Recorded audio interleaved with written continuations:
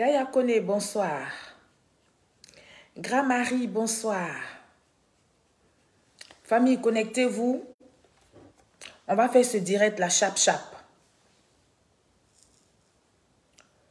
C'est très urgent. Connectez-vous, connectez-vous, connectez-vous, connectez-vous. On va parler. On va parler aux incrédules. On va parler aux gens qui n'aiment pas la paix en Côte d'Ivoire.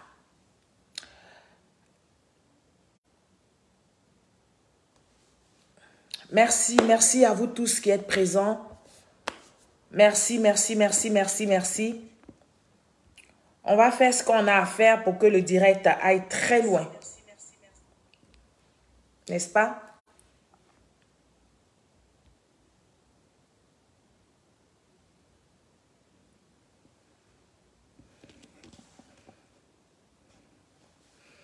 Bonsoir. Mefa. Bonsoir. Hortense, bonsoir. Lucien Commun, bonsoir. Gaussou Gabana, bonsoir.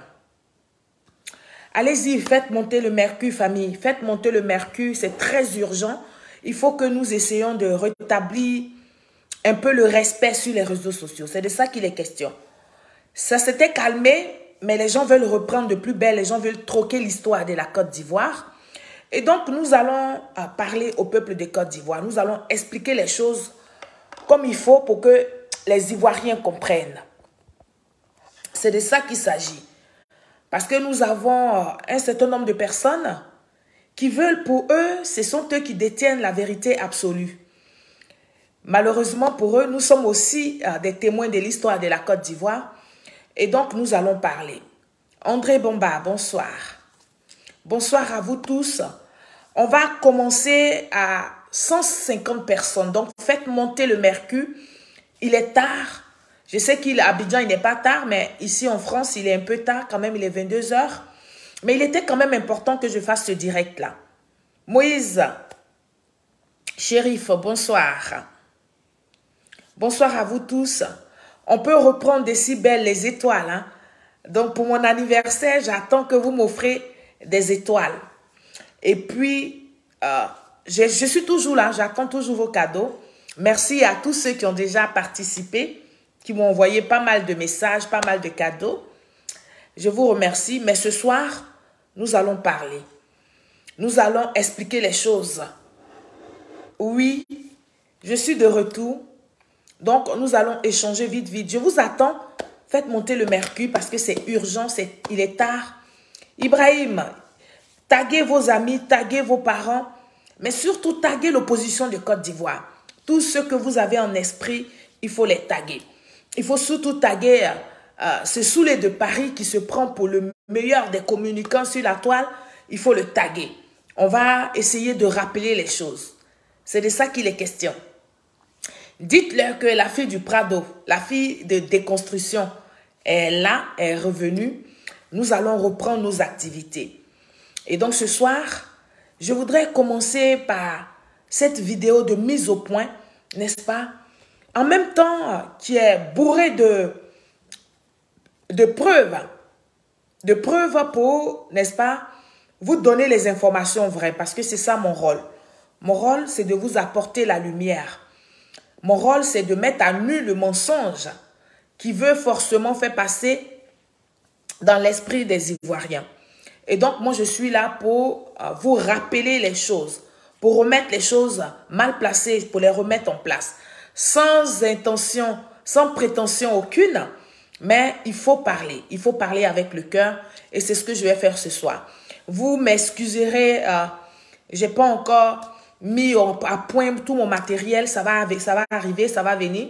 Le matériel est là, maintenant il faut mettre tout ce qu'il faut pour que vous ayez de très belles images, pour que vous ayez vraiment de très belles émissions. Et tout ça, nous sommes en train de travailler là-dessus, ça ne saurait tarder. Et donc, je vous remercie pour votre présence, je vous remercie pour votre soutien, mais surtout, vous allez, n'est-ce pas, continuer de protéger ce direct-là, parce que nos ennemis ne dorment pas. Il faut le pouce bleu, comme vous savez le faire. Et puis, merci beaucoup. Et puis, comment on appelle ça? Faire le maximum de partage pour sauver des vies en Côte d'Ivoire. Je vous ai dit que quand je fais des directs, ce n'est pas pour demander à l'opposition ou à tous ceux qui sont contre la Côte d'Ivoire d'arrêter de faire ce qu'ils font. Mais c'est de plutôt sauver des vies ivoiriennes. C'est pour emmener la jeunesse de Côte d'Ivoire à ne pas tomber dans le piège de ces détruisants-là. Ouais. Et donc, je vais vous demander de faire ce que vous avez à faire. Il ne faut pas vous arrêter. Il faut que cette vidéo aille loin. Il faut que cette vidéo interpelle plus d'un. Il faut que cette vidéo puisse sensibiliser plus d'un. Il faut que cette vidéo apporte la lumière sur le mensonge. Et donc ça, pour cela, je compte sur vous. Je sais que nous savons le faire au RHDP. Et pour certains Ivoiriens qui ne sont pas RHDP, mais qui ont pris l'habitude de me suivre et qui savent que je fais des vidéos constructives, je fais des vidéos pour apporter l'information vraie là où le mensonge régnait. Je sais compter sur vous, je sais que vous allez m'aider à faire éclater la vérité encore ce soir. Et donc, je voudrais tous vous saluer, vous remercier pour votre présence. Les autres vont nous prendre en cours. Nous allons commencer ce direct-là assez rapidement parce qu'il est tard. Alors, ça fait plus d'un mois, n'est-ce pas, que j'étais absente pour la Côte d'Ivoire. Je suis allée en Côte d'Ivoire pour des affaires. Et vous avez suivi un peu mes activités pour ceux qui me suivent, n'est-ce pas? Donc, ma vidéo de ce soir, de ce jour, va se porter sur la réponse de Soulé de Paris, n'est-ce pas, qui, comme d'habitude, s'est permis de manquer de respect une fois de plus à une maman, à une mémé, n'est-ce pas, qui vit aux États-Unis du nom de Madame Jeannette Dick, qui est moi, ma grande sœur, qui est ma maman, parce que nous venons de la Côte d'Ivoire, parce que nous venons de la même région, parce que nous avons le même village maternel. Et donc, je voudrais rétablir un peu la vérité et puis le respect que nous obligent nos traditions. Alors, je vais dire donc à Soulé de Paris, cette maman qui vit, excusez-moi, aux États-Unis, comme je vous ai dit, du nom de maman Jeannette Dick, il s'est permis de lui manquer de respect. Pourtant, la maman Jeannette Dick est une Ivoirienne. Et donc, a son mot à dire, n'est-ce pas, a le droit, le plein droit d'apporter son regard, de porter son regard ou de critiquer, même de donner son avis sur la vie politique ivoirienne. Alors que Soulé de Paris se donne le droit, n'est-ce pas, parce que cette maman a donné son point de vue sur une situation, se donne le droit de lui manquer de respect, n'est-ce pas, se donne le droit de tout le temps insulter tous ceux qui parlent en faveur de la paix, tous ceux qui parlent en faveur de la cohésion sociale, tous ceux qui parlent en faveur de la réconciliation. Non, ça ne plaît pas aux gens du GPS. Eux, il faut qu'ils insultent et ils profitent de l'occasion pour traiter tout le monde de RHDP. Cette maman, à ce que je sache, n'a jamais dit qu'elle était RHDP. C'est nous. Moi, en série Solange, je tape ma poitrine, je dis je suis RHDP. Je tape ma poitrine et puis je dis que, n'est-ce pas, je dois faire éclater la vérité. Je défends tous les cadres, mais surtout les membres du gouvernement de Côte d'Ivoire. Et donc, ce soir, je vais lui répondre. Je vais lui répondre, n'est-ce pas, dans l'amour, comme je le fais d'habitude, mais je vais être un peu sévère. Je vais être sévère parce qu'il faille que nous installons complètement le respect.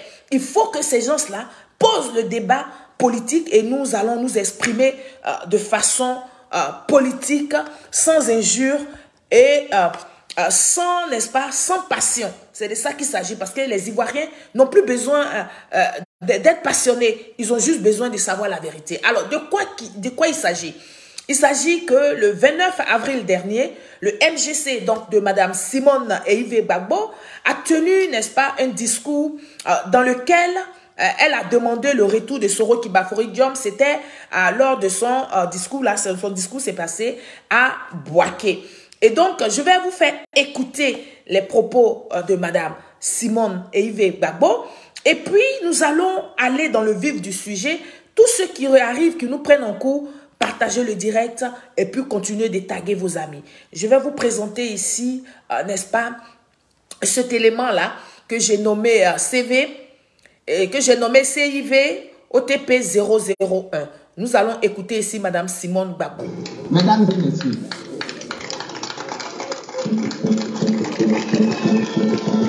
la réconciliation vraie, qui est un préalable incontournable à la cohésion nationale, je répète, un préalable incontournable, c'est-à-dire qu'on ne pourra pas éviter ça, on peut sauter, mais on ne pourra pas éviter, n'est-ce pas, la réconciliation vraie si on veut que notre pays-là demeure une entité unie et viable. Eh bien, cela suppose que nous ayons le courage de régler tous les points de désaccord et de mésentente, voire tous les différends entre nous-mêmes, population de la Côte d'Ivoire, d'abord, et ensuite entre nous et nos frères des pays limitrophes qui ont pris chaque cause pour un camp durant la rébellion de 2002. Depuis octobre 2000, et pendant 10 ans, mon ex-parti, le FPI, a dirigé la Côte d'Ivoire. Nous avions donc à cette époque-là, et pendant 10 ans, la responsabilité de la sécurité, de la paix et de la cohésion des Ivoiriens. De ce point de vue-là, nous avons notre part de responsabilité dans la crise que notre pays a traversée.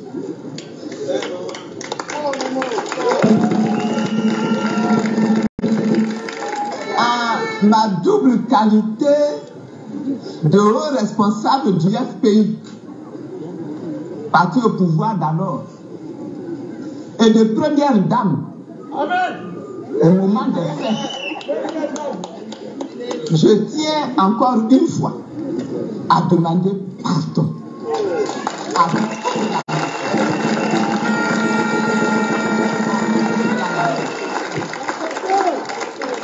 tous ceux qui ont subi des souffrances terribles, qui ont perdu des parents, qui ont perdu des biens, qui ont perdu leurs terres, qui ont perdu leurs emplois, qui ont été contraints à l'exil interne ou bien externe. Je leur demande pardon.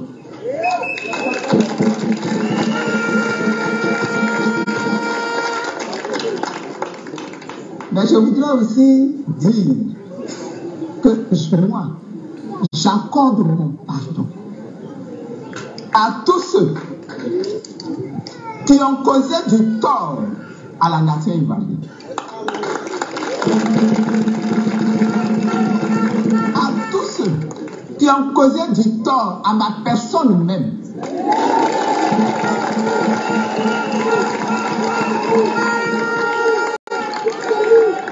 Qui ont causé du tort à mes proches, qui ont causé du tort à ma famille politique.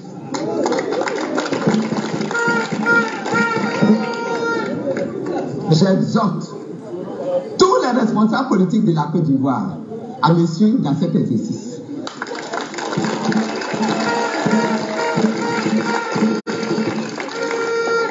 De demander pardon et d'accepter le pardon des autres. Ce qui signifie que les autres aussi demandent pardon. Me demandent pardon.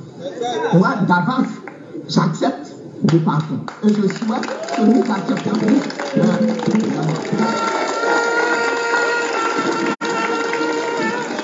et ceci dans l'intérêt supérieur de la nation ivoirienne. Voilà. Et donc, chers Ivoiriens, nous allons rentrer dans le vif du sujet ce soir parce que c'est important de relever certaines choses. Et donc, suite à cette déclaration de Mme Simone Ehivé Gbagbo, de demander le retour, n'est-ce pas, de Soro Kibafoury Guillaume, le retour de Soro Kibafoury Guillaume, la maman Jeannette Dick, qui vit donc aux États-Unis, vous pouvez la taguer ici sur mon direct de ce soir, a fait un direct pour marquer son indignation. Ce qui est tout à fait normal. Parce que ce que vous ne comprenez pas, c'est-à-dire que ce que les gens du GPS ne comprennent pas, c'est que chacun à son niveau a le droit de juger Soro Kibafoury Guillaume selon ce qu'il ressent ou selon ce que la personne a ressenti. Quand Soro Guillaume criait haut et fort qu'il est le chef de la rébellion, quand il justifiait tout ce qui s'est passé en Côte d'Ivoire. Et donc, c'est à ce titre-là que Maman Jeannette Dick, n'est-ce pas, s'est indignée face au discours de Mme Simone Gbagbo, pas tous les discours d'ailleurs, parce qu'elle a apprécié. Là où il fallait apprécier et là où elle n'a pas vraiment aimé, elle a mis un point là-dessus pour dire que pourquoi Maman Simone Ehivé Gbagbo demande donc le retour de Soro Kibafoury Guillaume. Et vous savez très bien, pour qu'on soit au même niveau d'information, je vous ai fait écouter le discours de Mme Simone Ehivé Gbagbo. Je vais donc vous faire écouter l'indignation de Maman Jeannette Dick, que je vais appeler cet élément-là, que je vais appeler CIV, n'est-ce pas, OTP 002. On va écouter attentivement ses propos, les propos de la dame, et puis après, nous allons poursuivre notre développement, parce que c'est important. Nous sommes dans une période d'élection bientôt. Au mois de septembre, il ne faudrait pas que les gens manipulent la communication. Il ne faudrait pas que les gens transforment les dits des uns et des autres pour déjà actiser la haine dans le cœur des gens, pour déjà préparer la conscience collective, hein, n'est-ce pas, à un éventuel affrontement. Nous n'avons plus besoin d'affrontement en Côte d'Ivoire. Nous avons besoin de poser le débat. Nous avons besoin de critiquer, de dénoncer les choses, mais avec objectivité. Et puis de faire des propositions. C'est de ça qu'il est question. Il est hors de question désormais d'appeler les Ivoiriens à s'affronter. Ce n'est plus possible. Et donc vous allez écouter les propos de Maman Jeannette Dick. On écoute ici.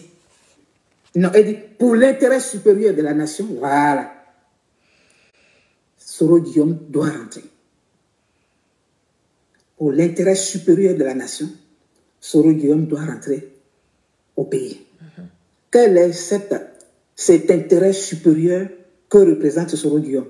Vous et moi, donnez-moi la réponse. Enza Touré, dites-moi quelque chose. Soro Guillaume représente quel intérêt qui est supérieur pour lequel il doit rentrer pour qu'on aille à la paix? Pour qu'il y ait une paix, il faut que Soro Guillaume rentre. Et puis elle dit, il faut qu'il ait la possibilité de participer au processus de réconciliation. Est-ce que Soro a dit qu'il voulait se réconcilier avec quelqu'un? Cet arrogant-là qui s'est promené partout, qui voulait faire asseoir les choses, qui voulait donner des conseils au président Ouattara assis. Est-ce que c'est sa dynamique? C'est là ma question. Elle plaide en faveur d'une amnistie générale, je l'ai déjà dit, hein, et pour permettre aux exilés de venir, mais tous les exilés ne sont pas sous... tous ceux qui sont en exil ne sont pas sous contrainte. On pouvait partir tranquillement. Si Laurent Gbagbo et tout le groupe là, les Damana Picasso et tous les Kone Katina et autres consorts là, s'ils n'avaient pas fui lâchement, ils ne nous avaient pas abandonnés ici, on serait tous rentrés, parce que c'était la première chose d'abord à négocier. Et pourquoi le HCR a mis fin à tout ce qui est au statut d'exilé des Ivoiriens? Au statut d'exilé des Ivoiriens, ce statut a été clos. Pourquoi? Parce que les principaux exilés sont rentrés. Donc, le reste là, qui vous connaît? Je l'ai déjà dit plusieurs fois, qui nous connaît? Qui s'intéresse à eux? Personne. C'est pour cela. Mais s'ils avaient posé comme condition pour dire, bon, nous on veut rentrer, Mais il faut que d'abord le petit peuple la rentre. Tous ces enfants qui sont au Ghana là-bas, qu'on appelait les Wansidi, s'ils avaient s'étaient occupés de tout ça, il n'y aurait pas eu de problème. Et négocier leur accueil, hein, négocier pour qu'on puisse les réinsérer et tout. C'est comme ça que ça se passe ailleurs. Mais on ne court pas, on ne prend pas ses bagages, on ne va pas, on n'arrive pas dans le pays, on rentre dans tous ses droits. Vous avez dit que vos comptes étaient gelés. Le petit Mamadou, le petit ministre Mamadou, mon fils là, il vous a démonté, il a exposé votre mensonge pour dire que rien, aucun compte n'est gelé, vous avez tout. Et vous n'êtes pas venu de mentir. Donc, ça là, ne parlez pas d'exilés. Il n'y a plus d'exilés. Il n'y a plus d'exilés. Nous sommes en train de nous organiser pour rentrer. C'est notre pays. En tout cas, moi, je vais rentrer. Quand je serai prête, je vais rentrer. OK? Voilà. Parce que tu vas rentrer, tu ne peux pas rentrer pour aller comme ça, regarder la lagune et regarder les belles choses. Il faut au moins s'organiser. C'est de ça qu'il s'agit. Hein? OK. Allah dit, la réconciliation nationale et le retour à une paix durable sont à un prix, lesquels, et qui sont une condition sine qua non pour la renaissance de notre pays.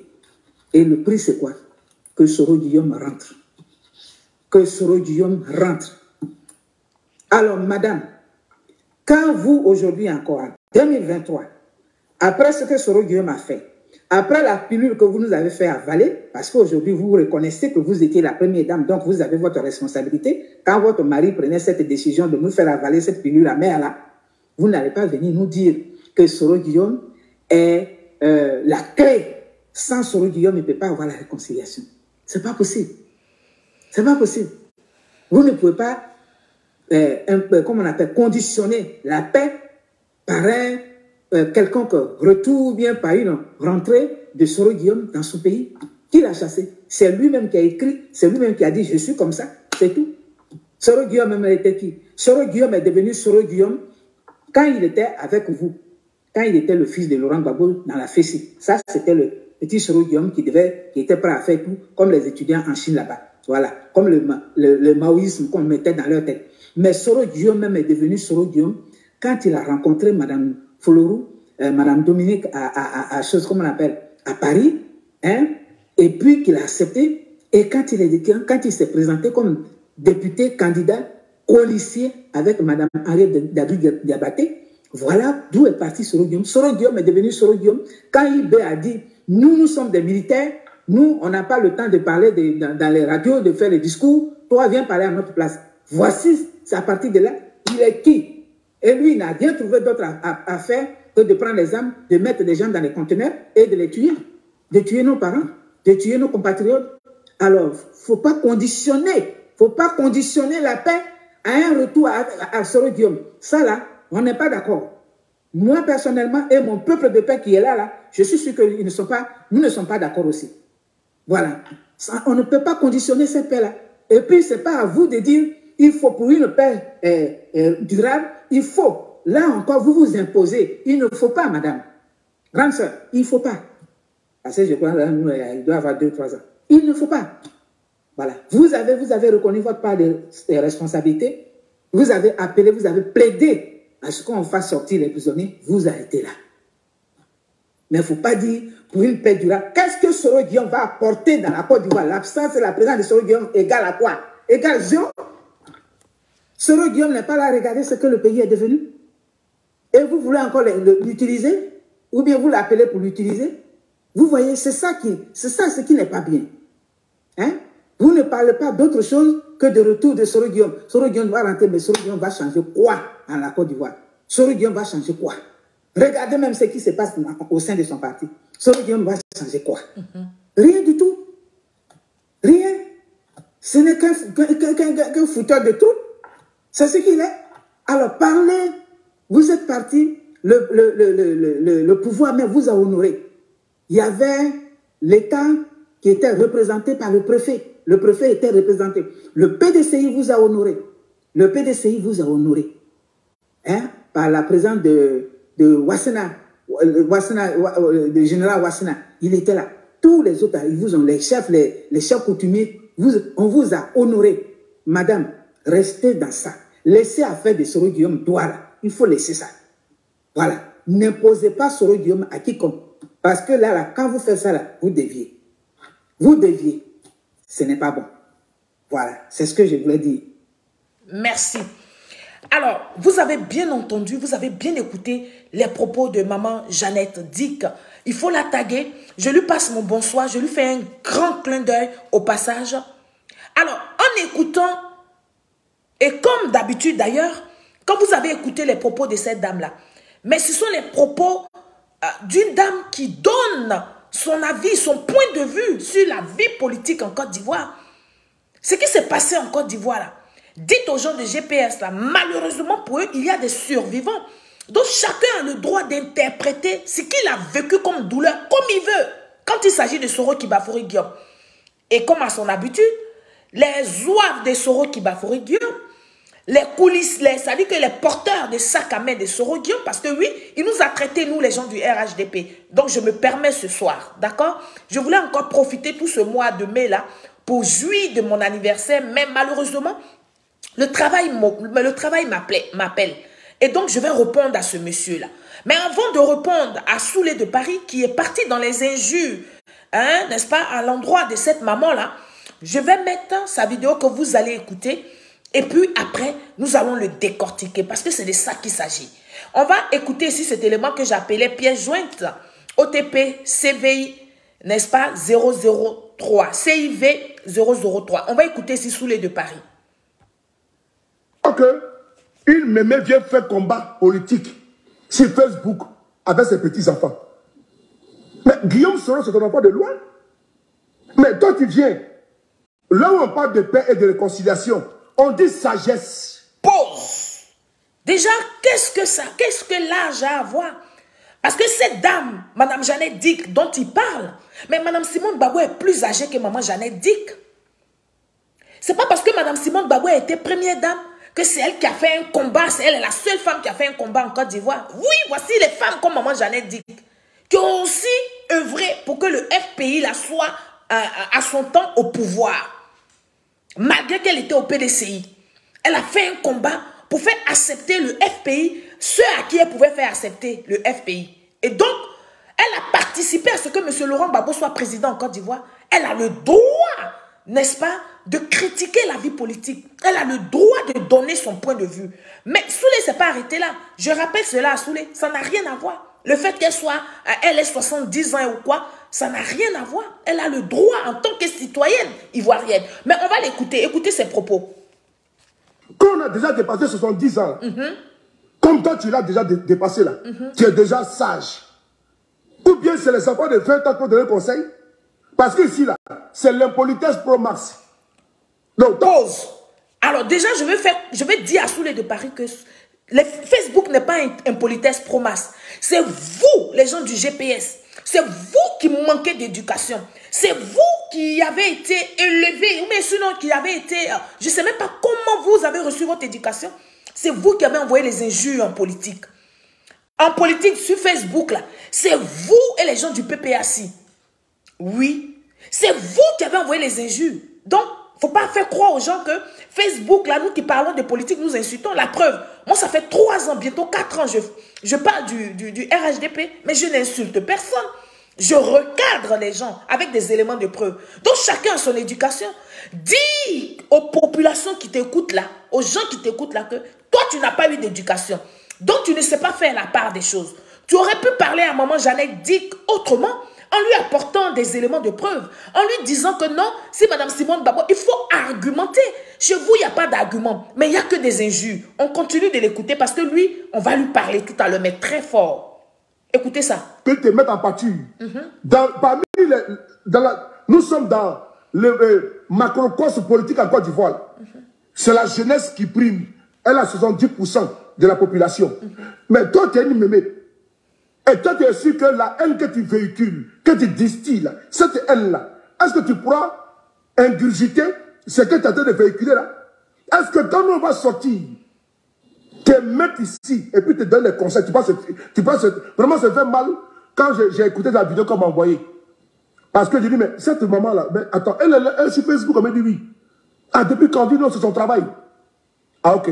Donc, comme maintenant, j'ai connaissance de ta présence, et tu t'es transformé, tu t'es érigé en donatrice de leçons à tes âges. Mais moi, là, mais ta promotion, là, elle s'appelle Henriette Dabaté. Elle est grande chancelière en Côte d'Ivoire. Ta promotion, là, elle s'appelle Henriette Dabaté. Ton petit frère s'appelle Ouattara. Donc, moi, je ne peux pas comprendre que toi, à tes âges, là, où tes amis et tes promotions ont laissé les noms sur le map de l'histoire de la Côte d'Ivoire. Toi, tu es sur Facebook, en train de parler quoi avec nous. Toi, tu es sur Facebook, à tes âges, là, en train de discuter combat politique avec nous. Mais va faire ça avec tes égos. Va faire ça avec ta promotion. Va faire ça avec comment dire, ta promotion au quartier. Mais tu n'as pas discuté la politique avec nous sur la toile. Mais je suis dérangé, maman. Chère mère, chère tendre mère, chère mamie, faut pas toucher, ou ça va te gâter. Ou faut pas toucher, ou ça va te brûler. Parce que là où tu vas avec Guillaume Soro, là. Pause. Mais c'est cette même maman-là qui faisait les vidéos pour Laurent Gbagbo, et puis vous applaudissez, vous tous là. C'était elle. C'était elle. C'est juste que elle, son âge, mais c'est normal quand on vit. Et puis il faut bénir Dieu qu'elle ait 70 ans et plus. Qui dit que vous, là, vous allez atteindre 70 ans avec les actes que vous posez dans votre vie? Souvenez-vous que la vie, là même, là, il te sera fait comme tu fais à ton prochain. Oui, elle au moins, elle a eu 70 ans. Et puis, elle continue de parler politique. Elle continue de sensibiliser. Elle continue d'être très active. Hein? Selon les problèmes qui concernent la Côte d'Ivoire. Il faut bénir Dieu pour sa vie. Mais vous, sous les départs, tu n'as même pas 40 ans. Tu n'as même pas 45 ans. Il faut te regarder. Tu es à peine essoufflé par la vie.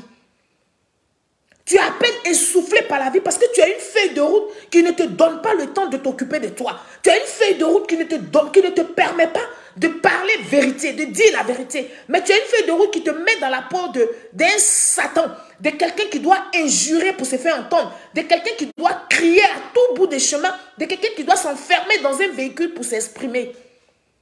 Donc il faut bénir Dieu pour la vie de maman Jeannette Dick. Parce que ce qu'elle dit là, ce n'est pas mauvais. Comme elle pense là, il y a nombreux d'Ivoiriens, même les gens qui sont au GPS pensent ça. Parce que Soro Diom a bien laissé des traces. Parce que Soro Diom est fier. Jusqu'à présent, il n'a jamais regretté quoi que ce soit. Il ne dit pas qu'il faut qu'on enlève tous ces livres-là sur le marché. Il n'a pas de nom. Au contraire, il signe et il persiste. De dire que oui, c'est lui qui est le chef de la rébellion. Oui, c'est lui qui a fait tuer les gens. Oui, c'est lui. Et puis, il argumente.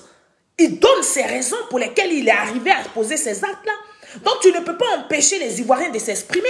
Tu ne peux pas empêcher les Ivoiriens de critiquer cela. Tu ne peux pas empêcher des personnes à montrer leur indignation face au discours de Mme Simone Gbagbo qui demande à ce que M. Soro Kibafori Diom rentre en Côte d'Ivoire. Non, tu ne peux pas. Encore, une dame aussi âgée, tu dis maman, et puis tu arrives à prononcer des injures. C'est pas possible. Donc c'est toi qui manques d'éducation. Bon, on va t'écouter. À des gens sur la toile, tu ne peux pas avec eux. Parce que demain, là, si on t'allume, personne ne sera là pour te défendre. Hein. Sinon, viens, on s'assoit sur toi. Là. Moi, je suis là. On va pas te laisser. Je suis là. Je la défends. Les bêtises que tu fais sur la toile, les gens ne voient pas ça. Et quand on va venir ici te mettre à nu, te frapponner dur, ton français que tu parles dans ton salon là, et tes enfants, ils te voient, ils te disent pas le prophète. Toi-même, tu parles français aussi dans ta voiture. Tes enfants là, ils sont là, ils ne te donnent pas des conseils. Pour dire, papa, sors un peu du véhicule pour parler. Elle, au moins, c'est dans son salon qu'elle s'assoit pour parler. Mais toi, tu parles dans le véhicule. Toi, tu ne peux pas donner. Toi, tu ne peux pas. Vous allez venir la framponner, vous allez dire quoi? Qu'est-ce que. On vous connaît dans vos mensonges. C'est-à-dire que tellement on vous a démasqué, on sait que vous fabriquez pour donner. Vous n'êtes même plus intéressant. Quand vous parlez là, vous parlez juste pour entretenir vos pages. Parce que les pages sont monétisées. Mais plus personne ne fait confiance à ce que vous dites. Parce que vous n'êtes plus crédible. Vous n'êtes plus crédible aux yeux des Ivoiriens. On vous a mis à nu. Vous êtes des bandes de voyous. C'est-à-dire que vous, on vous a pompé avec des voyousies là pour que vous vous mettez sur les réseaux sociaux pour injurier, pour saper le moral des gens, pour rentrer dans le bas des culottes des gens, pour faire sortir des mensonges sur la vie des gens. Mais tout le monde est habitué à ça. Plus personne ne considère ce que vous dites là. Mais comme Tu es déterminé, tu dis vous allez l'attaquer, vous allez sortir sur elle. Mais nous aussi, on va s'apprêter pour sortir sur vous. Moi-même en premier, je vais sortir sur vous et je commence ce soir-là. C'est de ça qu'il est question. On écoute Soulé de Paris. Tes enfants sont, ne te parlent pas là. Quand on va te manquer de respect, tes enfants qui sont assis, tes enfants qui sont là, maman, et puis t'encourages là, ils ne pourront pas venir te défendre. On verra bien. Mais ce sera un manque de respect total. On verra Donc, bien. la vieille, il faut rester dans ton coin. Faut attaquer tout le monde, mais si tu viens sur les territoires des soroïstes là, on va te faire ça propre. Ça, c'est une mise en garde ferme pour t'attendre. On dit que tu es perçu là-bas aux États-Unis. N'importe quoi. Vous là, vous avez territoire. Ah, donc quand vous vous insultez à longueur de journée le président son excellence Alassane Ouattara, vous avez pensé que Soro Guillaume allait être épargné? Mais vous rêvez, vous vous trouvez dans quel monde? Vous savez que vous avez fabriqué votre monde où vous devez insulter les autres et puis vous êtes intouchable. Mais dites ce que vous voulez. On est habitué à vos injures, on est habitué à vos mensonges que vous-même vous croyez vérité là. On est habitué à ça, ça ne chauffe pas. On l'écoute. En train de raconter ta vie de merde là. Fais ta vie là-bas aux États-Unis et fous la paix aux soroïstes. Jamais. Parce que là où tu es venu taper à la porte là, la porte que tu as ouverte là, si tu ouvres là, les abeilles qui vont sortir contre toi là, attention à toi. Parce qu'il n'y aura pas de limite. L'hémorragie, personne ne pourra l'arrêter. On verra bien. Et les oiseaux qui t'encouragent à te dire qu'il faut sortir contre les gens là, ils savent très bien que le terminus de la toile s'appelle les soroïstes. N'importe Je dis quoi. bien, le terminus de la toile s'appelle les soroïstes. C'est faux. Qui s'y frotte, s'y pique. On verra bien. Ok. Et donc, Soulé de Paris, de quel droit peux-tu, ouais, je vais te poser la question, de quel droit peux-tu te permettre, n'est-ce pas, hein, d'interdire à une citoyenne, n'est-ce pas, ivoirienne, de parler de Soro Kibafori Guillaume? De quel droit? Vous là, qui vous a interdit d'insulter le président son excellence Alassane Ouattara? Vous avez le droit de parler de la vie des gens, même la vie privée des gens. Vous avez le droit d'aller chercher les gens couchés dans les hôpitaux. Vous avez le droit de venir dire que c'est telle personne qui a empoisonné qui? Des mensonges que vous fabriquez. Soro Guillaume, qui il est, puis on ne peut pas le toucher. Soro Guillaume, il est qui? Voilà, nous autres, on va toucher Soro Guillaume. Et puis ce qui va se passer sur la toile. On va vous voir. On est habitué à ça là. Ça là, ça ne fait même plus peur à qui que ce soit. Alors, pendant que toi, Soulé de Paris, tu passes tout ton temps, je dis bien tout ton temps, à insulter le président son excellence Alassane Ouattara, y compris vous les soroïstes, comme tu dis, vous êtes des abeilles, y compris vous tous, les abeilles là. Vous vous êtes jamais donné du répit pour injurier le président son excellence Alassane Ouattara. Et donc, vous là, vous pouvez interdire à un Ivoirien d'insulter Soro Kibafori Guillaume. Mais vous êtes où? Vous vous trouvez sur quelle planète? Redescendez sur Terre. Nous sommes dans la vraie vie. Hein. C'est vrai, on parle sur Internet, mais la vie est réelle. La vie que nous menons, elle est réelle. Il te sera fait comme tu fais à ton prochain. Vous avez fait sur Alassane Ouattara, on va faire à Soro Guillaume, pignon, et puis ça va même pas quelque part. À tes bancs. Famille, oui, on va continuer. Et donc, plus loin dans sa vidéo, dans sa même vidéo là, Soulé de Paris a affirmé que c'est le président son excellence Alassane Ouattara, mon père à qui j'ai fait de grosses bises ce soir, n'est-ce pas? Il est très tard, mais il fallait que je fasse ce direct là. Soulé de Paris s'est permis de dire que le président son excellence Alassane Ouattara, c'est lui qui a utilisé Soro Kibafori Guillaume pour ses sales besognes. Vous allez écouter ici la suite de sa vidéo que j'ai nommée CIV OTP 004 et puis nous allons poursuivre dans notre développement. On écoute ici. La vieille, on va t'écouter, puis on va arrêter. Merci. Ma frère, ça va? Pour la nuit, elle fait de lui le premier ministre. Vous voulez en haut? Soro Guillaume va changer quoi? Écoutez. Rien du tout. Vous voyez, c'est ça qui est porté dans la Côte d'Ivoire. L'absence de la présence de Soro Guillaume égale à quoi? Égale 0 à Soro Guillaume. Ça là, on n'est pas d'accord. Nos parents, de tuer nos compagnons, parler dans les radios, de faire les discours, on vient parler à notre place. Voici, c'est à partir de là, il est qui?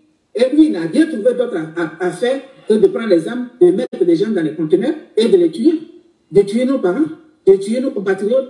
Alors, il ne faut pas conditionner la paix à un retour à Soro Guillaume. Ça là, on n'est pas d'accord. Vous avez reconnu votre part de responsabilité. Vous avez appelé, vous avez plaidé à ce qu'on fasse sortir les prisonniers. Vous arrêtez là. Mais il ne faut pas dire, oui, Pédura. Qu'est-ce que Soro Guillaume va apporter dans la Côte d'Ivoire? L'absence et la présence de Soro Guillaume égale à quoi? Égale zéro. Soro Guillaume n'est pas là à regarder ce que le pays est devenu. Et vous voulez encore l'utiliser? Ou bien vous l'appelez pour l'utiliser? Ah, ok. Vous voyez? Vous voyez, chère mamie, quand tu dis qu'ils vont utiliser Guillaume, l'homme qui a utilisé Guillaume Soro s'appelle Alassane Ouattara. Pause. C'est faux. Celui qui a utilisé Soro qui bafouri Guillaume en premier s'appelle M. Laurent Gbagbo. Oui, oui. C'est M. Laurent Gbagbo qui a utilisé Soro Guillaume. Parce que toi, tu ne fais plus le combat de Soro Guillaume. Hein. Tu fais le combat de M. Laurent Gbagbo. Tu fais le combat du PPACI. Donc, on va te dire ça. Et puis, Soro Guillaume, là, il ne faut pas rêver qu'on va le caresser dans le sens du poil. Non, il ne faut pas rêver. Il sera mis aux arrêts, Soro Guillaume. On va parler de lui. On va... C'est-à-dire, ceux qui ont l'habitude d'insulter, là, vont l'insulter. Mais nous, là, on va parler de lui en apportant les éléments de preuve. Pour dire aux Ivoiriens nouveaux, aux jeunes qui ont grandi, là, qui est véritable Soro Guillaume. C'est de ça qu'il s'agit. Ce n'est pas le président Alassane Ouattara qui l'a... Écoutez-le. Ils vont utiliser Guillaume. L'homme qui a utilisé Guillaume Soro s'appelle Alassane Ouattara. L'homme que tu défends ici, Urbi et Orbi, c'est lui qui a utilisé Guillaume Soro. Voilà. C'est-à-dire qu'il se passe des choses dans vos têtes. Vous pensez que c'est dans vos têtes là seulement qu'il y a des choses qui se passent. Mes chers followers, peuple de Côte d'Ivoire, quand on veut faire une rébellion, n'est-ce pas? Quand on fait une rébellion, je vais dire, on doit l'assumer, n'est-ce pas? On a confié ça à des militaires qui connaissaient une rébellion. On a confié cette partie-là, les gens ont vu ça avec Ibrahim Koulibaly, à des militaires qui connaissent la stratégie d'attaque, n'est-ce pas, militaire. Ou bien on doit n'est-ce pas, comment on appelle ça? On doit la confier à un petit étudiant. Entre confier une rébellion à des militaires qui connaissent des stratégies de guerre et puis confier, n'est-ce pas, une rébellion à un simple étudiant qui était Soro qui bafouri Guillaume. Dites-moi, vous qui voyez la vie là, entre ces deux groupes de personnes là, à qui on peut confier une rébellion? C'est bien à des militaires. Alors pourquoi lui va venir faire croire au peuple de Côte d'Ivoire que ce que Soro Guillaume a fait là, il a fait ça au nom du président son excellence Alassane Ouattara? Ça ne prend plus cette mayonnaise là. Elle ne peut même plus prendre. Parce que les Ivoiriens que nous sommes là pour apporter la vérité au peuple de Côte d'Ivoire. Nous sommes là pour parler vérité, pour que ceux qui sont dans les hameaux, n'est-ce pas, ils sachent, ils revoient leur disque dur. Parce que longtemps vous avez joué cette mélodie là. Le disque est rayé. Il n'y a plus besoin de ça. Venez, nous allons dire la vérité. Soro Guillaume était un simple étudiant fessiste. Il était un simple étudiant fessiste. Donc, ce n'est pas à un fessiste qu'on va confier une rébellion. Ce n'est pas à un fessiste qu'on va dire, va diriger une rébellion. Non. Et donc, s'il y a bel et bien eu des gens qui se sont servis, qui ont utilisé Soro qui bafouri Guillaume, c'est bien le pouvoir de M. Laurent Gbagbo. Parce que ça avait Soro Guillaume, ils sont partis partout pour signer les accords. Ce n'est pas le président Alassane Ouattara. Son excellence Alassane Ouattara n'était même pas au pouvoir quand Soro Guillaume régnait en Côte d'Ivoire. C'est de ça qu'il s'agit. Donc, on va continuer.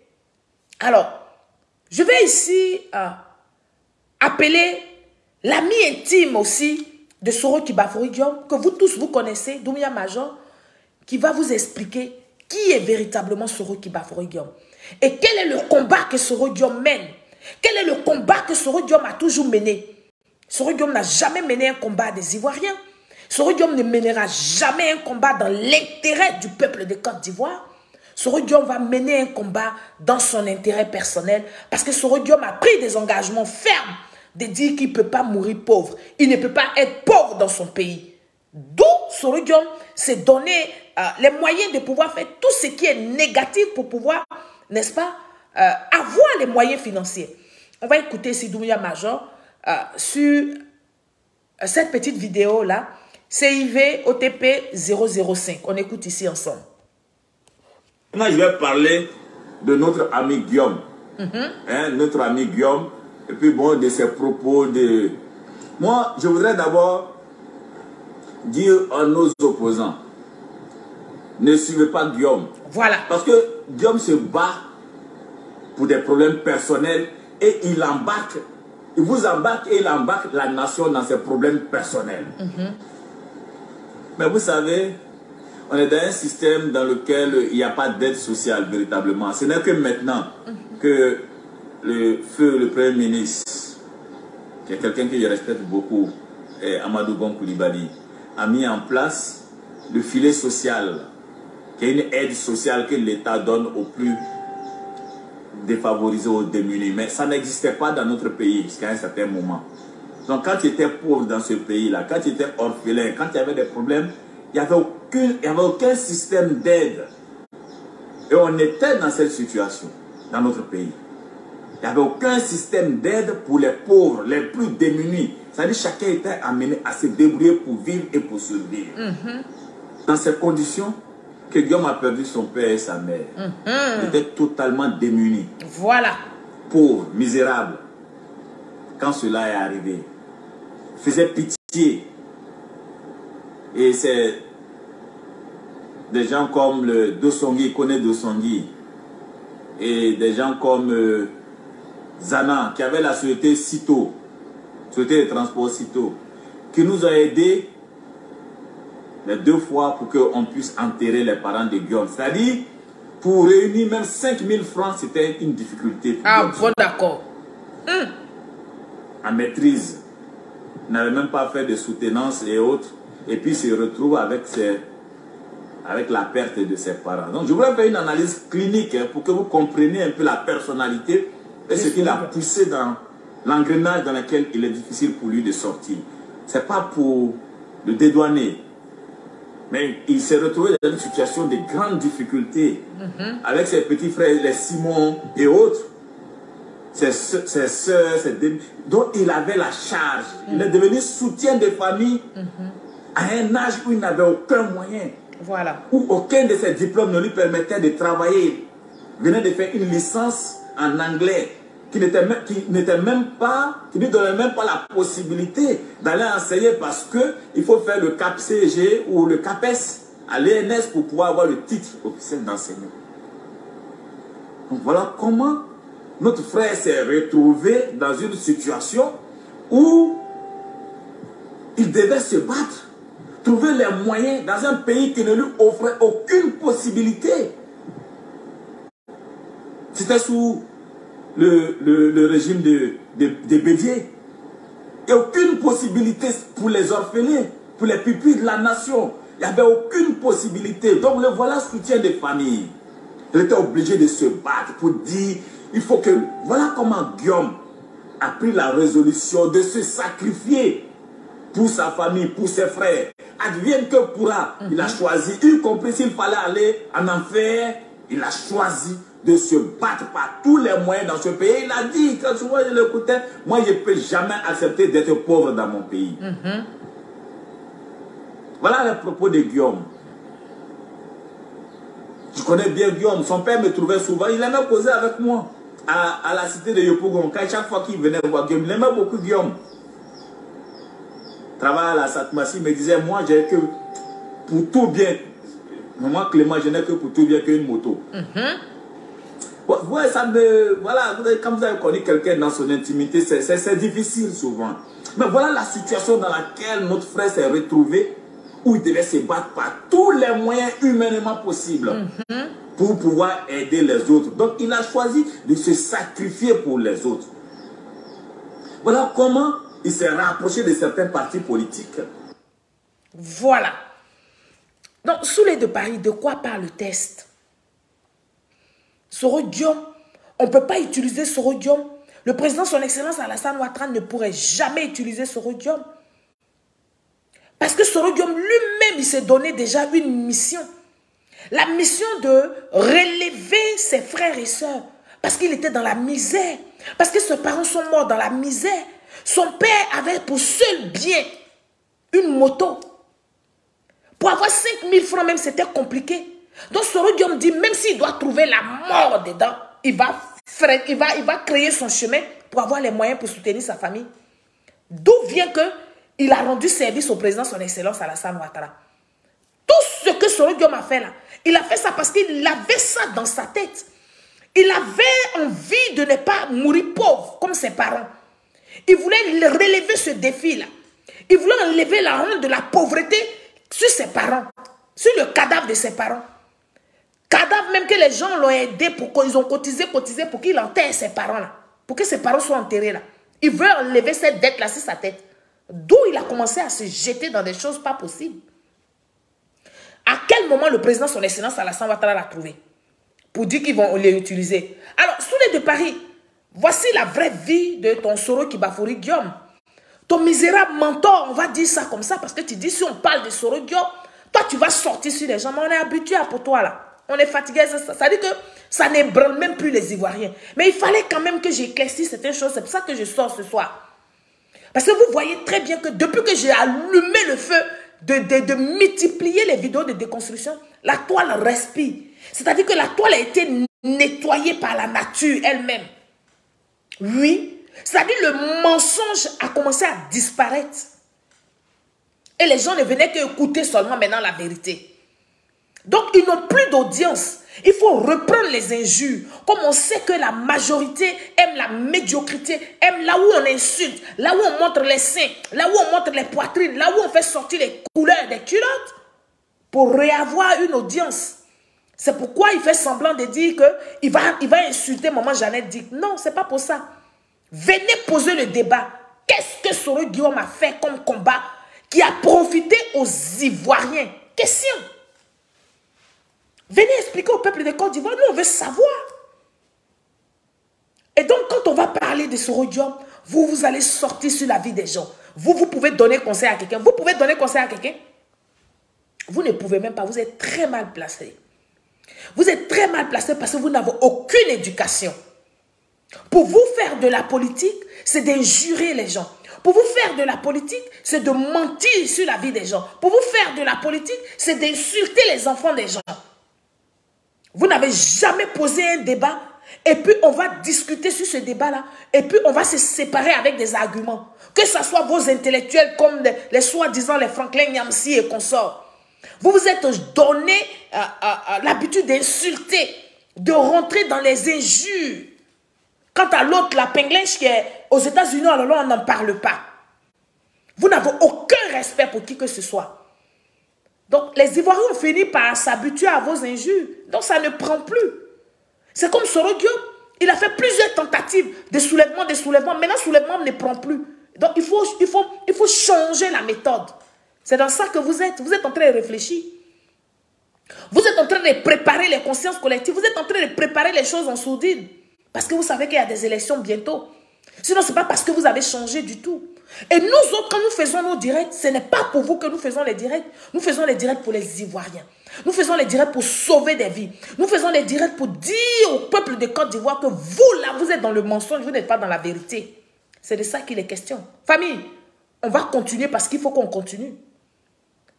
J'ai dit, on va continuer parce qu'il faut qu'on continue. Quand, comment il s'appelle, Doumbia Major fait l'état des lieux comme ça, il nous décrit qui est Soro Kibafouri Guillaume. Quand il nous dit pourquoi Soro Guillaume a décidé de se comporter ainsi, alors on va continuer pour dire, pouvait-il s'approcher, n'est-ce pas?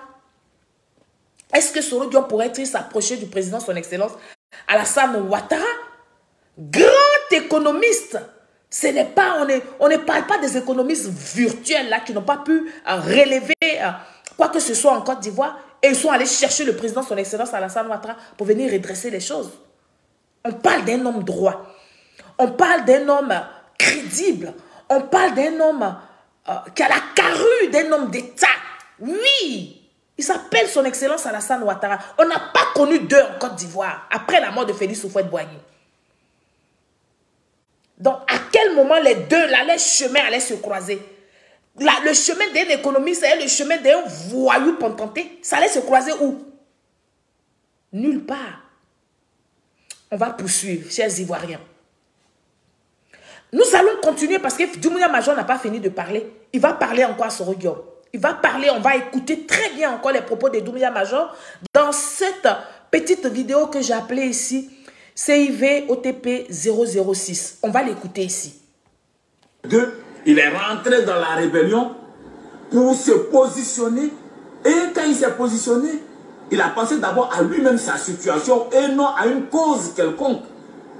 Donc pendant que nous on critiquait Gbagbo sur sa gouvernance et autres, il en parlait lui aussi. Mais derrière ça, il se battait pour sa personne. Très bien. Comment utiliser donc cette situation de rébellion dans le pays pour s'enrichir, pour voler, pour avoir du pouvoir, pour pouvoir, n'est-ce pas, suppléer la situation difficile dans laquelle lui-même il se trouvait. Voilà comment Guillaume a opposé les chefs de guerre, dressé les chefs de guerre contre, n'est-ce pas, leur chef, pour prendre le contrôle de la rébellion en s'appuyant sur la cupidité de certains qu'il connaissait, et autres. Et il a pris le contrôle comme ça de la rébellion. Il a mis en place la centrale pour piller littéralement le Nord et s'enrichir. C'est avec cet argent volé qu'il a pu scolariser ses frères aux États-Unis. C'est avec cette position qu'il a pu faire rentrer certains de ses frères à la police qui sont commissaires aujourd'hui. Voilà. Donc, s'occuper de sa famille. C'est ça la situation personnelle, c'est-à-dire l'analyse clinique de la chose, l'analyse de la personnalité de la chose. Et l'anamnèse, c'est-à-dire l'analyse de l'histoire de la personne. Donc, Dieu met un sacrifice pour sa famille. Mais un sacrifice dans un chemin qui est un chemin de l'enfer infernal. Donc il est rentré dans un chemin où il s'est dit, il faut y arriver, même s'il faut tuer des gens pour y être. Donc il n'avait pas d'état d'âme. Quand il s'agissait de tuer, il tuait. Pour prendre le contrôle de la rébellion, il n'avait pas de sentiments. S'il fallait tuer des chefs de guerre, lui il s'en foutait. S'il fallait massacrer, il le faisait pour atteindre ses objectifs. Il a massacré des amis. Il n'avait pas d'état d'âme. Il a pris des gens en prison pour aller les tuer. Des gens étaient dans des conteneurs, les a mis exposés au soleil pour qu'ils meurent par asphyxie. Tout le monde est au courant de ce passé de Guillaume. Donc c'était quelqu'un qui à un moment donné acceptait l'enfer. Il a accepté de tuer, il a accepté d'être cruel, d'être un monstre pour lui-même et pour ça. Donc il est rentré dans un engrenage. Quand tu as déjà tué, quand tu as déjà massacré des humains, tu as peur de quoi encore? Rien du tout. Tu as massacré un, tu n'as plus peur de l'enfer. Tu te dis, mais j'ai tué. Si on dit paradis et enfer, moi j'ai déjà tué. Il a écrit que tu ne tueras point. J'ai déjà tué, donc j'ai peur de quoi encore? Tu n'as plus peur de tuer, parce qu'il a déjà tué des humains.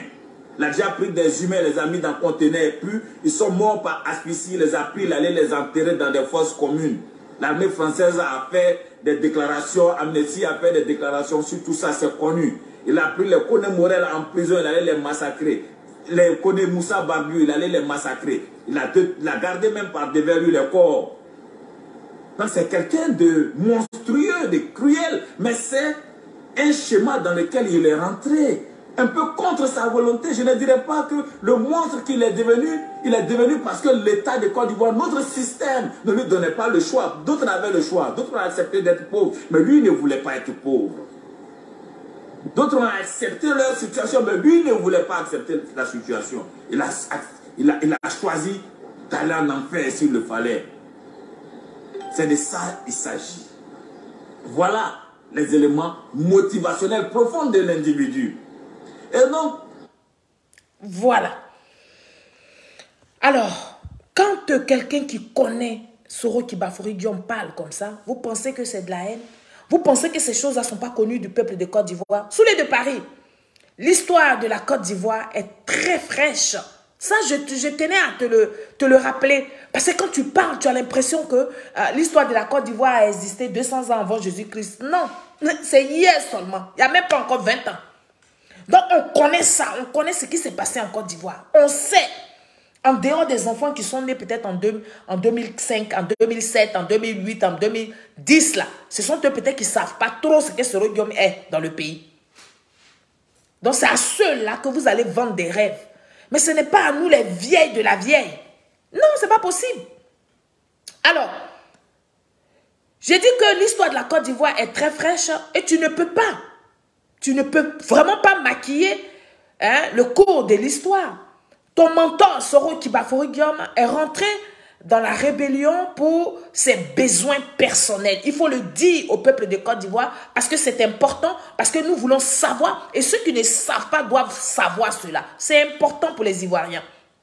Soro Diom est rentré dans la rébellion là pour ses besoins personnels.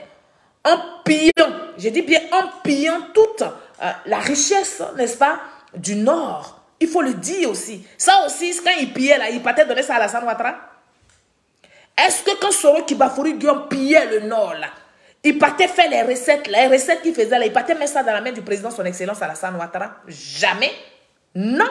Donc tu ne peux pas dire que c'est le président qui l'a utilisé. Soro Guillaume s'est utilisé lui-même pour que sa famille soit bien. Pour que ses frères et sœurs ne souffrent pas comme ses parents ont souffert. Il faut dire ça au peuple de Côte d'Ivoire. Ça, ça s'appelle avoir de la dignité. Nous allons écouter ici M.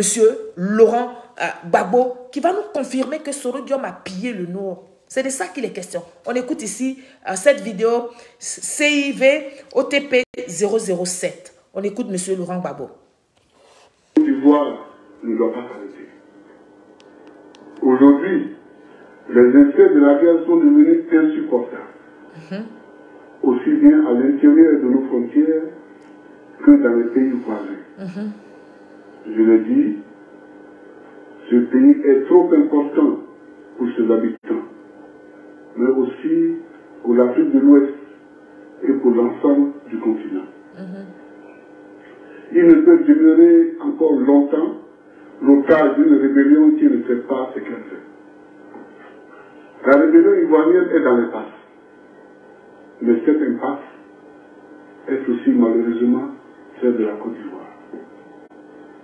Il fallait réagir. Depuis qu'ils occupent une partie du territoire national, les rebelles ont ouvert des bureaux de vente du diamant ivoirien. Les rebelles. Depuis 2 ans, les rebelles pillent et vendent nos récoltes de café. Les rebelles pillent et vendent nos récoltes de café, cacao et de coton dans les pays voisins. Il fallait mettre un terme à ce pillage organisé et continu de notre économie. Voilà. Soulé de Paris. Voilà M. Laurent Gbagbo qui confirme, je dis bien qui confirme les propos de Doumbouya Major. Donc rien de ce que Doumbouya a dit là était imaginaire, non. C'est de la pure réalité. C'est ce que Soro Diom est, c'est ce qu'il a été et c'est ce qu'il est encore. Aujourd'hui, c'est parce qu'il n'a pas la possibilité. S'il a la possibilité de mettre les pieds en Côte d'Ivoire, s'il a la possibilité d'avoir un petit pouvoir même en Côte d'Ivoire, là, mais il va faire pareil parce qu'il a décidé de ne pas mourir pauvre dans son pays. Il a décidé que ses frères doivent mourir d'une mort bourgeoise et non d'une mort de misère comme ses parents l'ont été autrefois. Donc c'est quelque chose qui est dans sa tête. Il peut pas en être autrement. Soro Diom est un voleur, il faut le dire. Soro Diom est un voleur. Soro Diom est un assassin qui est rentré dans la rébellion pour, n'est-ce pas, s'enrichir. Il faut dire ça au peuple de Côte d'Ivoire. Parce que ce sont les propos de Doumbouya Major aussi bien. Alors, encore plus loin dans sa vidéo Soulé de Paris, n'est-ce pas, dit que Soro Kibafoury Guillaume était un étudiant. Donc, il pose la question, qui a acheté les armes, n'est-ce pas, de la rébellion? On va écouter ici cette petite vidéo que j'ai nommée CIV OTP 008, les propos des Soulés de Paris, et puis on va lui apporter la réponse. Écoutez-le. C'est vous qui nous poussez à attaquer Ouattara. Il faut l'attaquer. Sinon, moi là, c'est le pouvoir de Ouattara qui gère comme il veut. Mais j'ai dit, Guillaume ne se peut pas toucher. Mais la posture où vous voulez faire passer Ouattara pour quelqu'un de sain, en lui donnant un blanc-seing politique, en lui déroulant les tapis blancs politiques, la soutane politique, comme étant le patriarche politique en Côte d'Ivoire, l'homme sorti du néant et qui a eu le trône du pouvoir comme ça, sans par le Saint-Esprit. Parce que le Saint-Esprit est apparu sur Ouattara. Et c'est le Saint-Esprit, l'ange Gabriel, qui a donné le pouvoir à Ouattara. Mystiquement, oui, spirituellement, Ouattara est sorti comme ça du néant, et l'ange Gabriel est venu lui donner le pouvoir. Il dit à cette toi, attention, Ouattara, pour être là où il se trouve là, il a marché sur des billions de litres de sang des Ivoiriens. Si Guillaume Soro aujourd'hui porte les têtes de criminels, Ouattara il est quoi? Il est Machiavel. C'est un génocidaire. Parce que là où Guillaume Soro était étudiant, il peut acheter où les armes? Ok. Il avait quelle relation diplomatique, économique et politique? Ok. Pour être le chef d'une rébellion en Côte d'Ivoire. D'accord. Ok. Il nous pose la question. Il finit de nous faire des trucs et puis nous pose la question de savoir où Soro Diom pouvait enlever l'argent pour acheter des armes.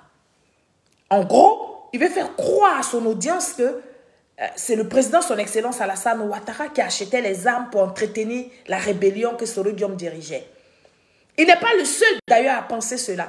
Tous ceux qui se disent opposants là, tous ceux qui manipulent la jeunesse là, ce sont leurs propos. Mais on va parler parce que nous sommes à l'aise. J'ai dit qu'ici, nous avons des preuves pour nous exprimer. Donc on va parler tranquillement. Alors, sous les deux paris, puisque tu poses la question de savoir d'où sont venues les armes qui ont servi à la rébellion, je vais te faire, n'est-ce pas? Je vais te faire revenir, je vais te faire, comment on appelle ça, écouter ton propre mentor Soro Kibafoury Guillaume, qui va te dire d'où il a eu les moyens pour acheter les armes, ou bien d'où venaient les armes, qui va nous dire qu'ils ont pris, n'est-ce pas, les armes dans les poudrières. On va l'écouter, et puis comme ça, sous les tu auras la réponse à ta question. Ce n'est personne d'autre qui va te répondre de savoir où Soro Diom a enlevé les armes. Mais Soro Diom lui-même va te dire où est-ce qu'il a enlevé les armes pour faire ce qu'il a fait en Côte d'Ivoire. Écoutez-le. On va écouter cet élément-là que j'appelais CIV OTP 009. C'est compréhensible. Maintenant, les moyens, en un temps record, vous avez bousculé une armée régulière. Les moyens sont venus d'où? Des magasins d'armes de Blaise ou bien c'est tombé du ciel? Voilà, je vous expliquerai. Blaise n'est plus président au Burkina Faso, il n'y a rien à cacher. Quand en 1900, le coup d'État de 1999 n'est pas parti d'un pays limitrophe. Ceux qui ont fait le coup d'État en 1999. Ce n'était même pas Robert Gueye. Ce n'était même pas Robert Gueye. Il a été le bénéficiaire, mais il n'était pas l'artisan. Ceux qui ont fait le coup d'État de 1999, tenant en respect toute l'armée, c'est ceux-là qui vont se retrouver en exil. Donc ce n'est pas des novices. À l'exception de ceux qui ont été tués comme les Diomandés. Voilà, voilà. Donc ce ne sont pas des novices. Ce sont des gens qui ont déjà fait un coup d'État. C'est ce que les gens ne prennent pas en compte dans l'analyse. Donc ce ne sont pas des novices. Ce sont des gens qui ont déjà fait un coup d'État. Ils sont supposés donc savoir où se trouvent les poudrières, où se trouvent les endroits stratégiques, où se trouvent exactement. Ils ont fait carrière dans l'armée ivoirienne. Ils ont fait carrière dans l'armée ivoirienne avant de s'exiler. Merci beaucoup pour les étoiles. Ce ne sont pas des mercenaires, ce ne sont pas des... Non, ce sont des soldats de l'armée régulière ivoirienne qui ont déjà perpétré un coup d'État et qui savent à quoi s'en tenir. C'est ceux-là que nous regroupons. Pause. Il a dit, on va reprendre la partie là. Sous les deux paris, tu as posé la question de savoir que Soro Diom était un étudiant de la FESI. Oui, il a enlevé les armes. Où il a sorti l'argent? Soro Diom lui-même te répond. On revient en arrière. On écoute Soro Diom. C'est compréhensible. Maintenant, les moyens, en un temps record, vous avez bousculé une armée régulière. Les moyens sont venus d'où? Des magasins d'armes de Blaise ou bien c'est tombé du ciel? Voilà, je vous expliquerai. Blaise n'est plus président au Burkina Faso, il n'y a rien à cacher. Quand en 1900, le coup d'État de 1999 n'est pas parti d'un pays limitrophe. Ceux qui ont fait le coup d'État en 1999. Ce n'était même pas Robert Gueye. Ce n'était même pas Robert Gueye. Il a été le bénéficiaire, mais il n'était pas l'artisan. Ceux qui ont fait le coup d'État de 1999, tenant en respect toute l'armée, c'est ceux-là qui vont se retrouver en exil. Donc ce n'est pas des novices. À l'exception de ceux qui ont été tués comme les Diomandés. Voilà, voilà. Donc ce ne sont pas des novices. Ce sont des gens qui ont déjà fait un coup d'État. C'est ce que les gens ne prennent pas en compte dans l'analyse. Les gens comme les opposants. Donc ce ne sont pas des novices. Ce sont des gens qui ont déjà fait un coup d'État. Ils sont supposés donc savoir où se trouvent les poudrières, où se trouvent les endroits stratégiques, où se trouvent Exactement. Ils ont fait carrière dans l'armée ivoirienne. Ils ont fait carrière dans l'armée ivoirienne avant de s'exiler. Donc ce n'est pas des gens, ce n'est pas des mercenaires, ce n'est pas des... Non, ce sont des soldats de l'armée régulière ivoirienne qui ont déjà perpétré un coup d'État et qui savent à quoi s'en tenir. C'est ceux-là que nous regroupons, les meilleurs, et nous rentrons en Côte d'Ivoire. Ils s'infiltrent en Côte d'Ivoire, à Korogo, à Bouaké et à Abidjan. Ils ont des complicités locales, des complicités à l'intérieur de l'armée, voilà, de l'armée même. Ils ont des complicités avec la population. Absolument. Et c'est plutôt ce contexte favorable, fertile, qui permet qu'une soixantaine, sinon une centaine d'hommes arrivent à défier toute une armée. Absolument. Voilà. Très bien. Sous les de Paris, tu as la réponse. Et puis, ce n'est pas des milliers de personnes, comme les gens disaient, comme les gens ont l'habitude de raconter pour mentir. Là. Entre 60 et 100 personnes qui ont défié l'armée de Côte d'Ivoire. L'armée de Côte d'Ivoire, 60 et 100 personnes. C'est-à-dire les meilleurs de ceux qui ont fait les coups d'État de 99, qui savaient où étaient les poudrières, qui savaient où étaient les points stratèges. Oui, avec la complicité même de ceux qui étaient sur le terrain tous les jours. Et c'est comme ça que 60 à 100 personnes ont déstabilisé la Côte d'Ivoire. Mais quand vous êtes parti parler de ça, là, vous avez mis dans la tête des Ivoiriens que des mercenaires sont venus, qui sont allés chercher des étrangers au Burkina, qui sont allés chercher... Non, non, non. Soro Guillaume lui-même vous a dit clairement. Sous les de Paris, tu as la réponse de ça. Mais je vais tron dans vos oreilles ça 2 jours là. Et puis ça va bien rentrer. Alors, sous les de Paris, tu as bien compris d'où sont, n'est-ce pas, sorties les armes que Soro Guillaume et son équipe ont utilisées.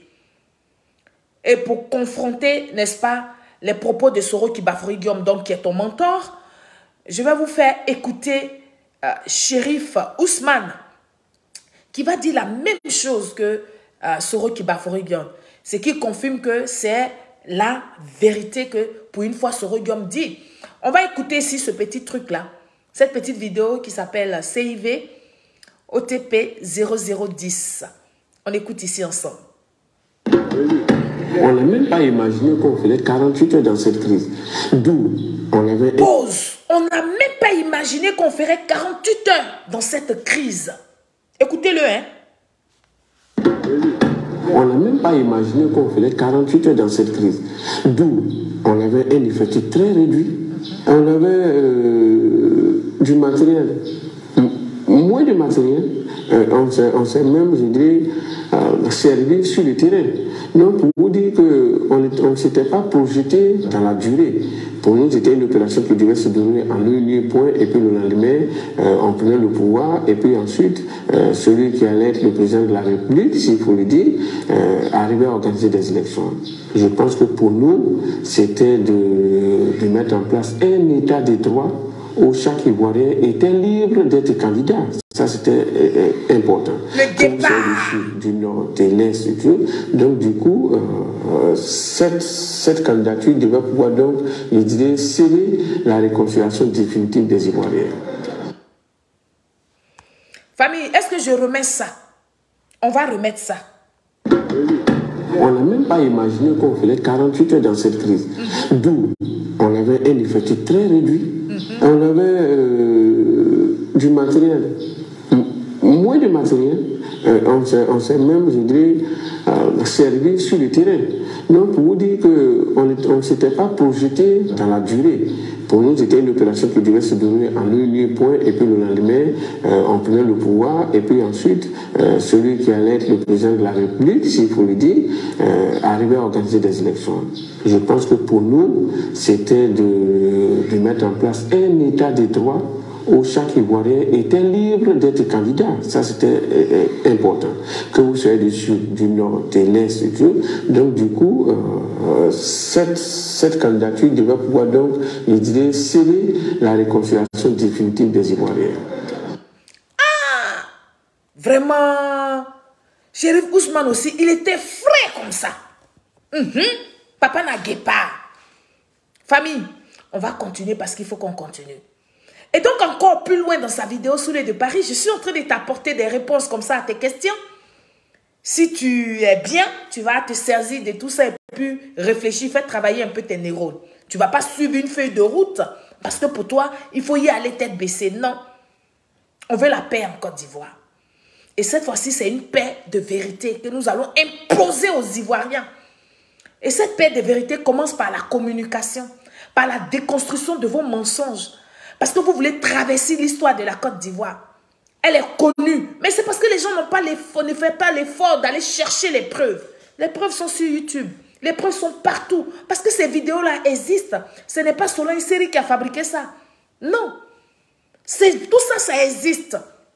On va continuer. Et donc, plus loin dans sa vidéo sur le de Paris, n'est-ce pas, c'est permis de dire que c'est le président, son excellence Alassane Ouattara, mon père, qui a donné des armes aux rebelles. Donc, ça veut dire que c'est lui le commanditaire de la rébellion. On va écouter ses propos dans cette petite vidéo, dans cette pièce au joint que j'ai appelée CIV OTP 0011. Écoutez-le. Je peux te raconter l'histoire de la Côte d'Ivoire. Elle est tellement récente que tout le monde sait. Même les chefs rebelles, ceux que tu parles, que Guillaume Soro a mis des hommes dans le conteneur. Mais ils sont en Côte d'Ivoire. La vie, il ne faut pas faire ça. Parce que je suis obligé d'être vraiment inélégant et puis arrogant vis-à-vis de toi. Vas-y. Celui que l'ONU a dénoncé, et l'ONU est actuellement frappé d'une interdiction de voyage là. Il s'appelle Fofié Kouakou. C'est un chef de guerre que ton Ouattara a gradé. Faut trouver les que mots. Ouattara a nommé. Il a actuellement dans la main de Côte d'Ivoire. Il s'appelle Fofié Kouakou. Voilà. Ok. Vous voyez le mensonge. Le mensonge comme ça, vis-à-vis. Sous les de Paris, l'insulteur, n'est-ce pas, des femmes. Parce que oui, c'est ton travail. Il faut avoir un peu honte de mentir quand tu veux parler. Parce qu'il y a la fille du Prado, son excellence Alassane Ouattara. Il y a la fille qui est là pour mettre à nu tous ces petits mensonges-là. Tu ne sais même pas que l'État de Côte d'Ivoire est une continuité. Soit tu sais, mais tu as décidé toi-même de t'abrutir et donc d'abrutir tous ceux qui te regardent et qui t'écoutent. Soit tu ne sais pas du tout, c'est l'ignorance, donc je vais t'apporter l'information vraie. Je dis et je répète, tu ne sais pas du tout que l'État de Côte d'Ivoire est une continuité et que c'est M. Laurent Gbagbo. Je dis bien, c'est M. Laurent Gbagbo qui a gradé les rebelles en Côte d'Ivoire. Je reprends. Je dis, soit tu es ignorant. Donc, si tu es ignorant, je vais t'instruire. Ou soit tu sais, mais tu as décidé de t'abrutir toi-même et donc d'abrutir tous ceux qui te regardent. Et donc, tu veux faire croire au peuple de Côte d'Ivoire que c'est le président, son excellence Alassane Ouattara, qui a gradé les rebelles. Alors que l'histoire de la Côte d'Ivoire, comme je vous dis, elle est fraîche. Et puis, c'est une marque indélébile dans la tête de nous, les survivants. Et nous tous, nous savons que c'est M. Laurent Gbagbo qui a gradé les chefs rebelles. Ce n'est personne d'autre. Et donc, comme l'État est une continuité, le président, son excellence Alassane Ouattara, n'a fait que continuer ce que M. Laurent Gbagbo a commencé. On va écouter ici cette vidéo que j'appelais CIV OTP 0012. C'est une vidéo de la CPI. On écoute ici ensemble. Pour tenter de régler cette création des FRCI. Alors, je comprends que tout à l'heure, dans votre témoignage précédemment, vous faites référence au FAFN. Quand est-ce qu'il y a eu mutation à votre connaissance des FAFN et qui a l'acronyme donc FRCI, Force républicaine de Côte d'Ivoire? Est-ce que vous vous rappelez de la date qu'il y a création donc des FRCI? Donc, dans le cadre de l'accord politique de Ouagadougou, l'accord même a défini 2 armées pour la Côte d'Ivoire. 2 armées. Une armée au nord, une armée au sud. Donc, à partir de l'accord, ils ont fait leur mutation et ils sont devenus force républicaine de Côte d'Ivoire. Parce que ici... Oui, alors si on pouvait peut-être aller à l'essentiel, si vous voulez. Oui. Non, c'est pour dire que ces forces ne sont plus forces rebelles. Parce que pour le procès, ça compte, hein. Elles sont devenues une force républicaine de Côte d'Ivoire. Elles ne sont plus forces rebelles. Parce que quelle est cette armée rebelle dans le monde qui, un, émarge au budget de l'État, deux, lors des tournées du président de la République, présente une troupe en présence du drapeau de l'État. Après le passage en revue, fait demi-tour, salue le président et se met sous ses ordres. Quelle est cette armée rebelle où le président de la République prend un décret, le président Laurent Gbagbo prend un décret, nomme des officiers au grade de généraux. Pause, Monsieur Mangou, pause. Soulé de Paris. Tu as entendu ça? Depuis quand tu as vu que c'est le président son excellence Alassane Ouattara qui les a nommés? Voici la vérité qui sort de la bouche de Monsieur Mangou. Les rebelles, là, que tu parles rebelles, on dit plus rebelles, c'est force républicaine. C'est sous Laurent Gbagbo qu'il y a eu le son. C'est sous Laurent Gbagbo qu'il y a eu le son. Et il ne s'est pas arrêté là, ils sont forces républicaines, mais les a gradés, ils ont été des hauts gradés. On revient pour voir la vidéo. C'est important. L'histoire de la Côte d'Ivoire, j'ai dit, elle est fraîche. On écoute ici. Je reviens en arrière. Quand est-ce qu'il y a eu mutation à votre connaissance? Écoutez très bien les Ivoiriens. FAFN et qui est l'acronyme donc FRCI, Force républicaine de Côte d'Ivoire. Est-ce que vous vous rappelez de la date qu'il y a création donc des FRCI? Donc, dans le cadre de l'accord politique de Ouagadougou... Dans le cadre de l'accord politique de Ouagadougou... L'accord même a défini 2 armées pour la Côte d'Ivoire. 2 armées. Une armée au nord, une armée au sud. Donc, à partir de l'accord, ils ont fait leur mutation. Et ils sont devenus... Force républicaine. Force républicaine de Côte d'Ivoire. Très bien. Parce que ici... Oui, alors si on pouvait peut-être aller à l'essentiel, si vous voulez. Oui. Non, c'est pour dire que ces forces ne sont plus forces rebelles. Parce que pour le procès, ça compte, hein. Elles sont devenues une force républicaine de Côte d'Ivoire. Elles ne sont plus forces rebelles. Parce que quelle est cette armée rebelle dans le monde qui, un, émarge au budget de l'État, deux, lors des tournées du président de la République, les rebelles étaient payés l'argent de l'État, présente une troupe en présence du drapeau de l'État. Après le passage en revue, fait demi-tour, salue le président et se met sous ses ordres.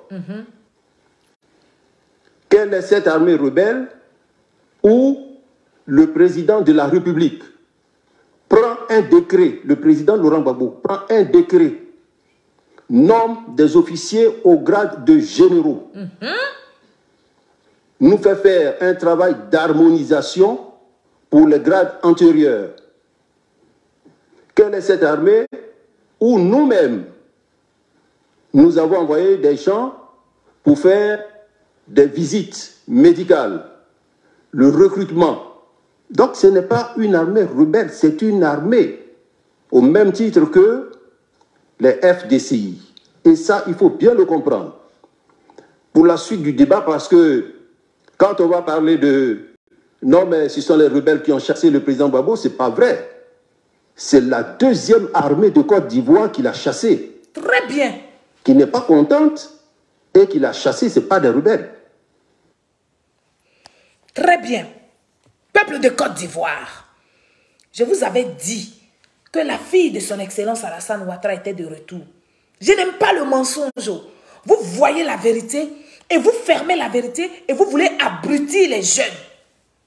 Quand c'est le président Alassane Ouattara qui les a nommés, qui a nommé les rebelles. Ils sont plus rebelles. Ils n'étaient pas rebelles et puis ils ont chassé Laurent Gbagbo du pouvoir. Ils étaient forces républicaines. C'est Laurent Gbagbo même qui les a baptisés comme ça, forces républicaines. C'est Laurent Gbagbo qui les a pris, qui allait faire leur visite médicale, tout. Et puis qui les payait quand ils étaient rebelles avec l'argent du contribuable. Ça là, vous ne pouvez pas dire ça au peuple de Côte d'Ivoire. Ça fait partie des erreurs de M. Laurent Gbagbo. Ça fait partie de l'incompétence de M. Laurent Gbagbo et de son gouvernement. Donc, l'État étant une continuité, le président, son excellence Alassane Ouattara, a continué avec ceux qui ne sont pas, qui n'ont pas fui, qui ne sont pas partis en exil pour dire qu'eux, ils sont des corps habillés de Laurent Gbagbo. Donc, eux, Côte d'Ivoire là doit s'arrêter parce que Gbagbo n'est plus au pouvoir là. Le président Alassane Ouattara a fonctionné avec eux. C'est ça qu'on appelle le bon sens. C'est ça qu'on appelle avoir une éducation. C'est ce qu'on appelle avoir une moralité. C'est ce qu'on appelle avoir un... C'est-à-dire que de bonne manière. Alors quand vous parlez au peuple de Côte d'Ivoire, vous n'arrêtez pas de dire que les rebelles ont été gradés, ont été ceci. Ils ne s'appelaient plus rebelles depuis 1900 Joé. M. Laurent Gbagbo dit qu'ils ne sont pas rebelles. Ils sont forces républicaines. Donc arrêtez avec vos histoires de rébellion. Arrêtez. Il n'y avait plus de rebelles en Côte d'Ivoire. Il y avait les forces républicaines avec les, comment on appelle ça, les FDS ou bien je ne sais pas quoi là. Ceux qui disent qu'ils sont pour le Laurent Gbagbo là. Voilà ce qui s'est passé en Côte d'Ivoire. Ne mentez pas au peuple de Côte d'Ivoire. Famille, pour qu'on finisse cette vidéo, parce que je vous ai pris assez de temps, pour justifier encore, n'est-ce pas, que Soro Kibafori Guillaume n'a rien fait pour la victoire du président son excellence Alassane Ouattara, parce que vous avez l'habitude de le dire, il y a Soukou Ozoku, NS Bogala, Soukou Zoku, comment on l'appelle même maintenant, je vais trouver son nom. Voilà, Ozoku Boka NS. Il vous a mis au défi pour dire, venez, vous allez démentir ce qu'il dit là. Que Soro Kibafori Guillaume n'était pas pour le président son excellence Alassane Ouattara. Il était plutôt pour M. Laurent Gbagbo. Donc, c'est à quel moment Soro Guillaume a fait un combat pour le président Alassane Ouattara? Dites-nous ça.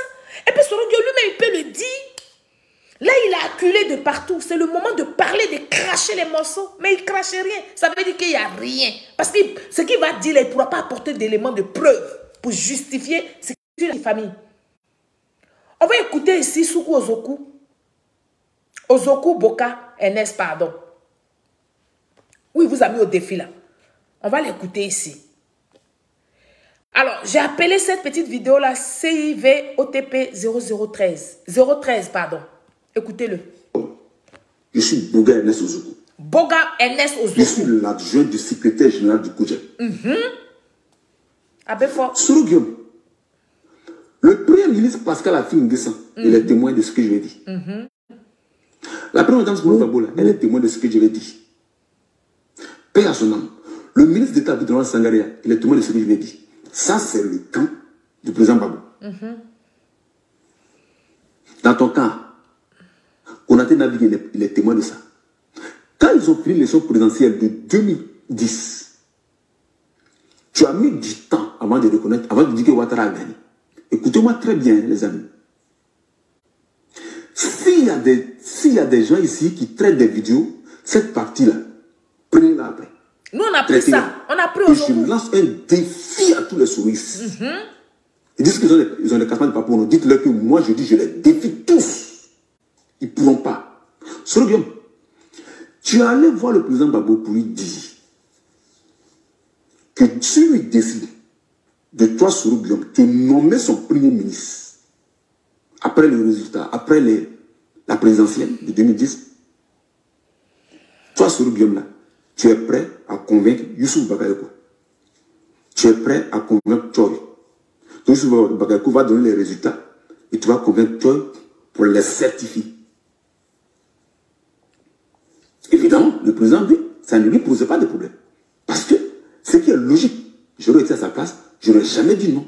Parce que moi, je suis élu un énergumène qui est une marionnette en réalité, mais qui ne font rien, c'est-à-dire en réalité, qui représente, qui est comme une boutique dont la façade a été retapée, mais la pourriture à l'intérieur est restée intacte. C'est ce que tu es. Parce qu'en dehors de ça, tu n'es rien.